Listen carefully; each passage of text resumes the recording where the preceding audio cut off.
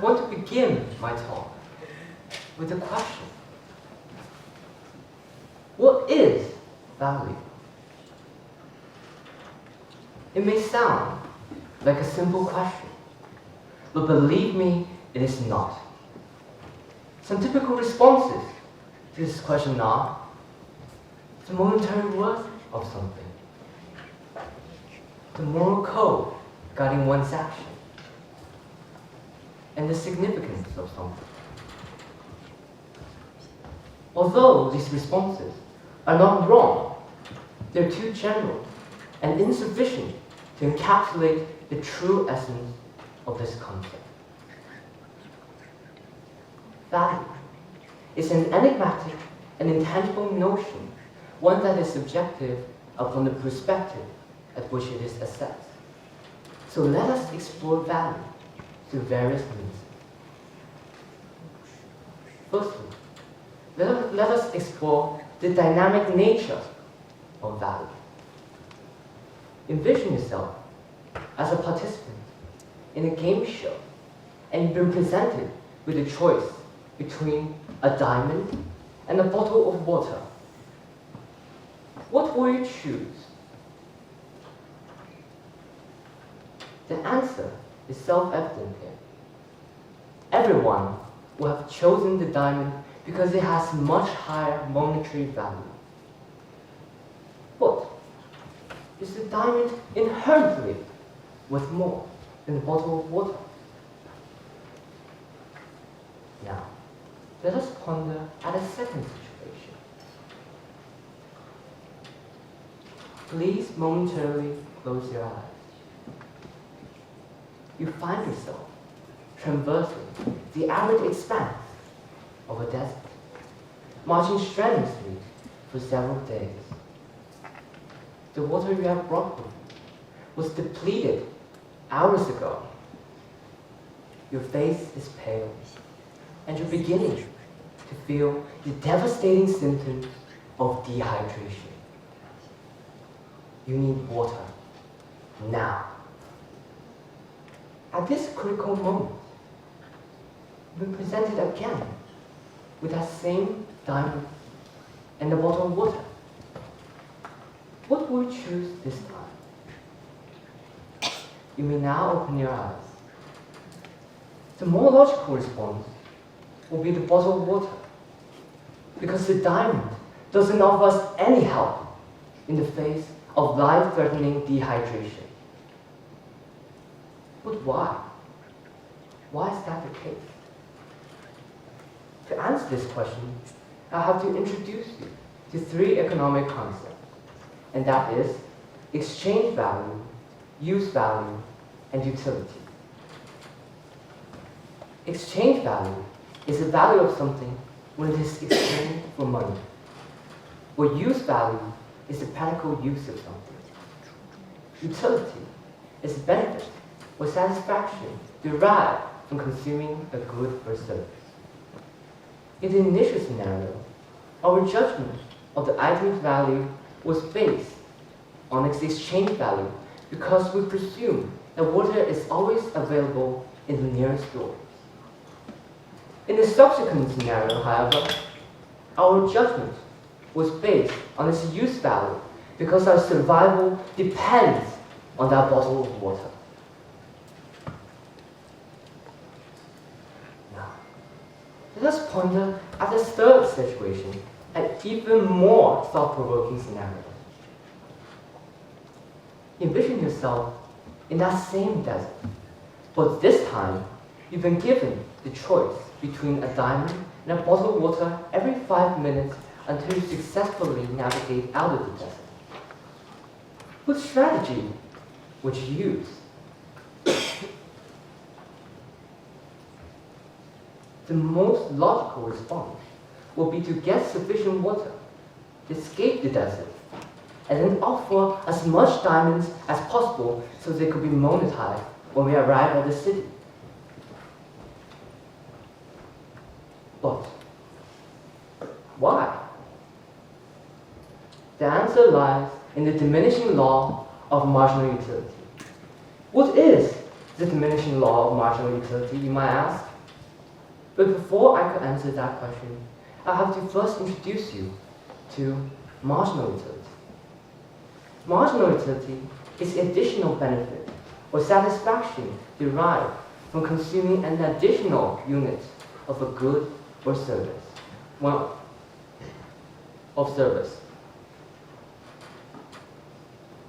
In this scenario, the marginal utility of water depreciates because our urgency for water has diminished.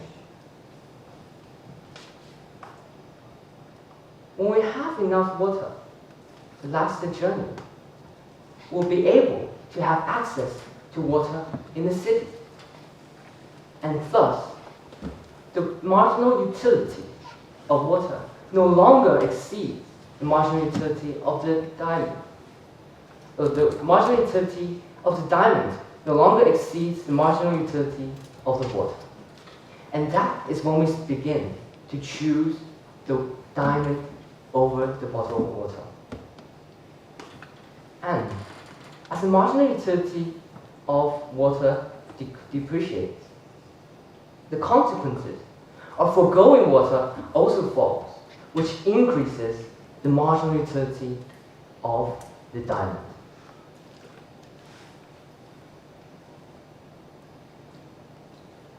This is the diminishing law of marginal utility. The decline in marginal utility as we consume more units of a good or service when all other things are equal. Now, up to this point, my talk has been centered around the renowned paradox of value. It is used to explore the economic concepts I previously mentioned. But value isn't just affected by our location. It is also affected by factors such as the passage of time and the individuals associated with the creation and utilization of a good or service. For example, a piece of antique furniture made by a famous carpenter will fetch a much higher price at auction than it did shortly after it was made. The time factor here transforms the piece of furniture from a commodity that people use to something that collectors want as a part of their prestigious collection. So, we can conclude that value is not confined to a singular point in space and time. Rather, it evolves and exists throughout space and time.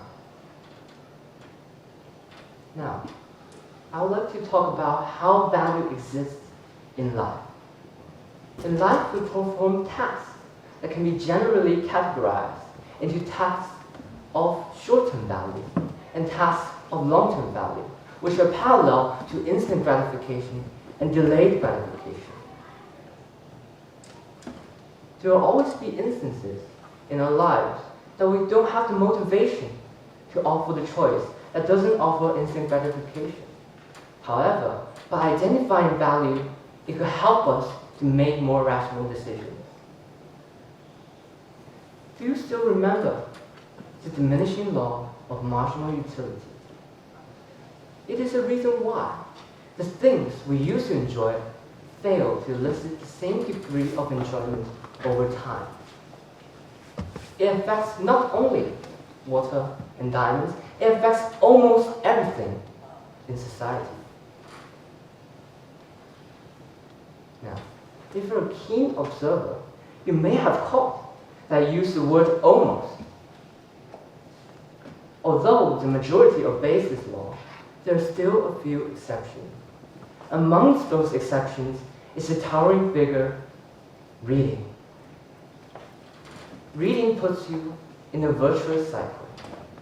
As you delve into the worlds of knowledge through non-fictional texts, your desire to explore more knowledge increases exponentially.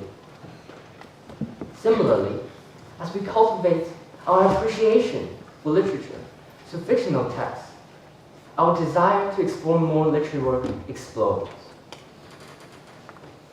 Our brain is a ravenous child, and our brain's intellectual appetite grows as we read and absorb more information from diverse individuals embodying an array of culture, belief, and experiences. Any physical pleasure will end. However, the pursuit of spiritual and intellectual enrichment won't.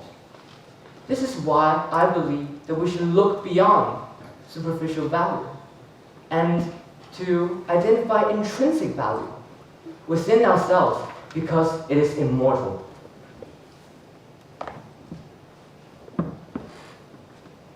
Value is very sharp and it likes to camouflage itself and can be difficult to identify. So how can we identify value? Well, the answer is surprisingly simple. Ask questions. This may sound counterintuitive at first. However, I promise you I can make this clearer by giving you an example.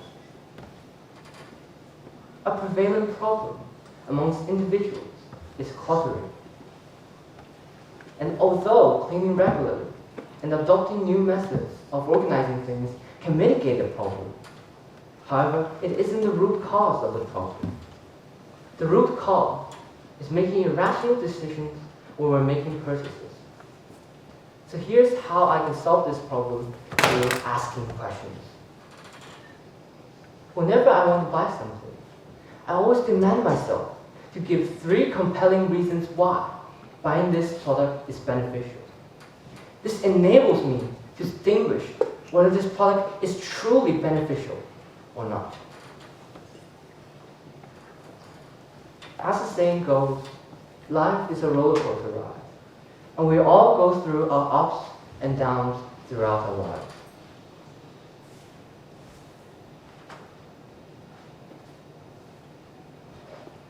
So, during our periods of success, I believe we should extend our kindness and compassion to people who are in need or those who are weathering through the darkest day. Conversely, when we're experiencing life's valleys and challenges, we should tell ourselves that our intrinsic value has not diminished or departed, and it never will. I believe that life is a mixed operation made up of addition, subtraction, multiplication, and division.